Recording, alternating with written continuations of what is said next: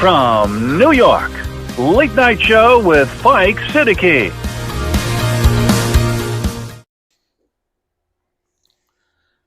Bismillahirrahmanirrahim. Allahumma salli ala Muhammadin wa ala ali Muhammad. Welcome to the show. साहिबों, आप main stream media पे जाके देखिए या social media पर मुख्तलिफ खबरें मुख्तलिफ तरह से आपके सामने आ जाती हैं। सवाल ये पैदा होता है, लोग ये पढ़ते पढ़ते थक गए हैं, अब ये हो गया, अब ये होने वाला है, ये क्राइसिस कब ख़त्म होंगे?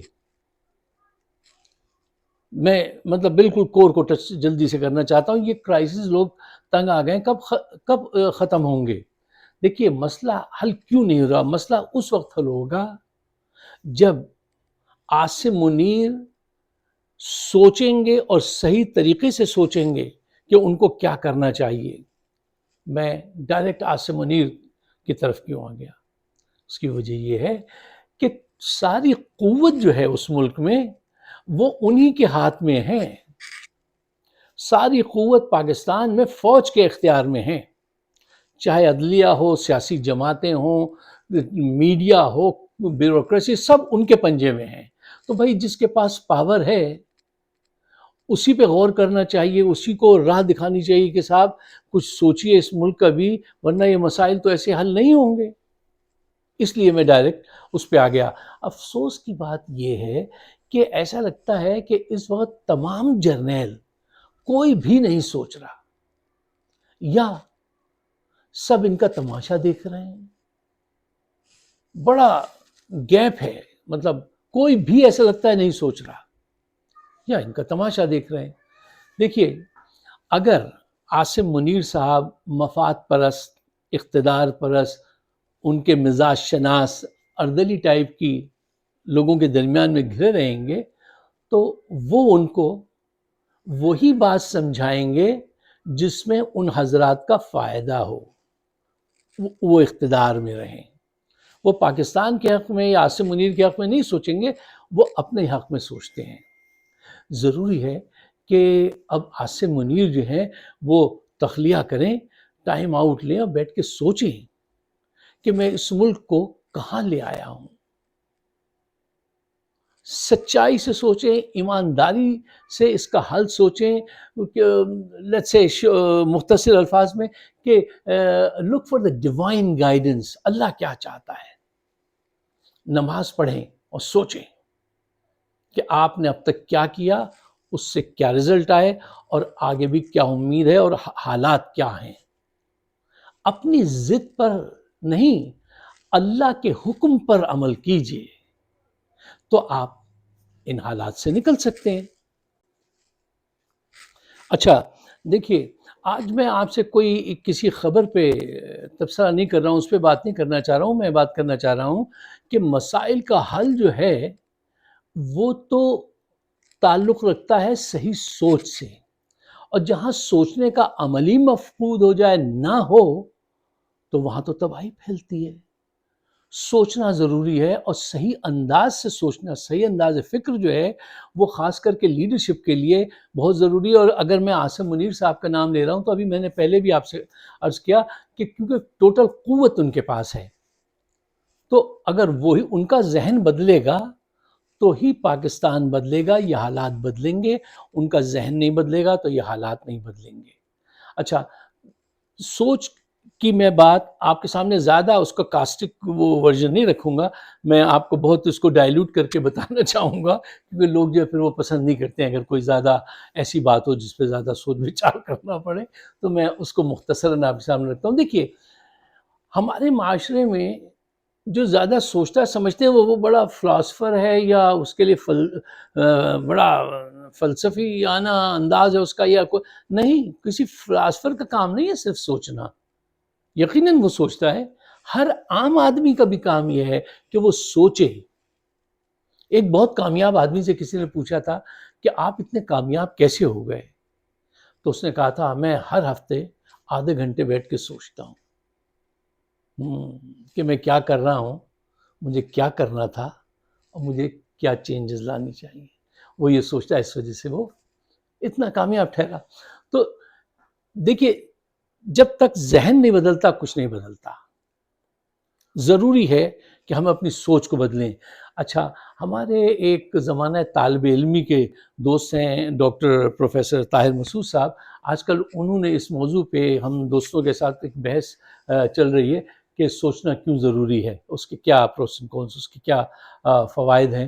تو اس کی بھی وجہ یہ ہے کہ میں نے سوچا آج اسی موضوع پہ آپ سے بات کی جائے.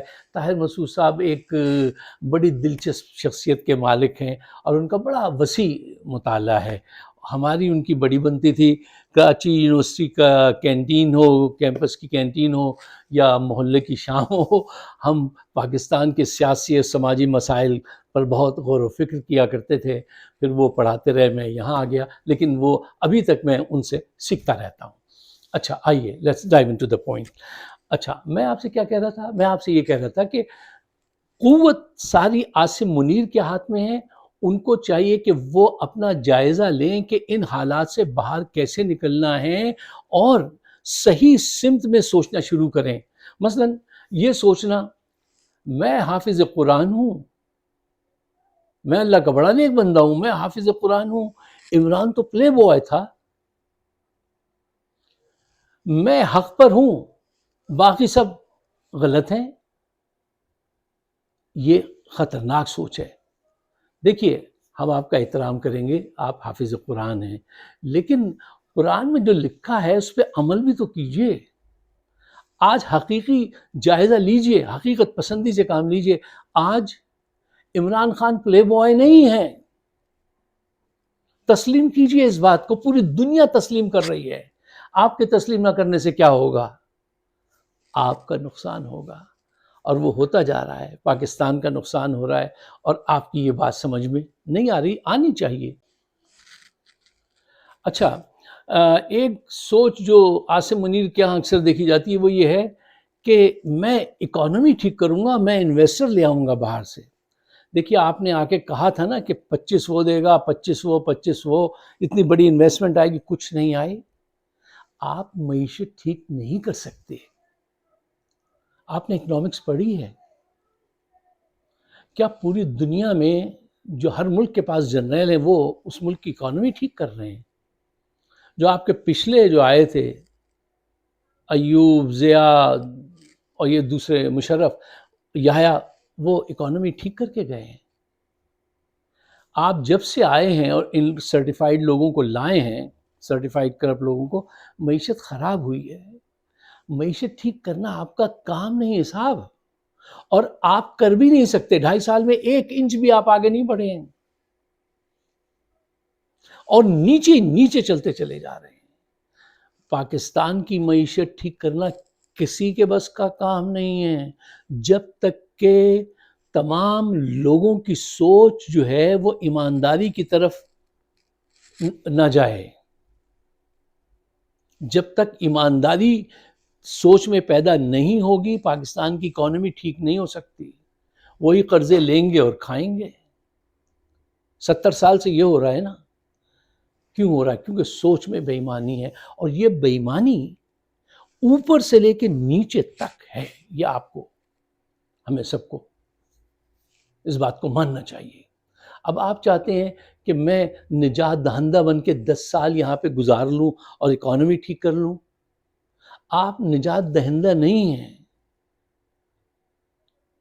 آپ جو سوچ رہے ہیں 10 سال تک حکومت کا، وہ زمانہ بدل گیا. جس زمانے میں وہ سب آ کے وہ پہلے بیانیہ بناتے تھے، پروپیگیشن کرواتے تھے، پولیٹیشین کے خلاف پھر آتے تھے. آپ اچانک آ گئے، اور آپ کا مقابلہ جس سے ہے وہ ہے عمران خان، جس کو پوری دنیا اس وقت اپنا ہیرو مان رہی ہے. آپ 10 سال نہیں گزار سکتے. یہ آپ کو اس وقت کوئی بھی جرنیل آ جائے وہ 10 سال نہیں گزار سکتا. آپ کا وہ پیریڈ، وہ ڈریم از اوور.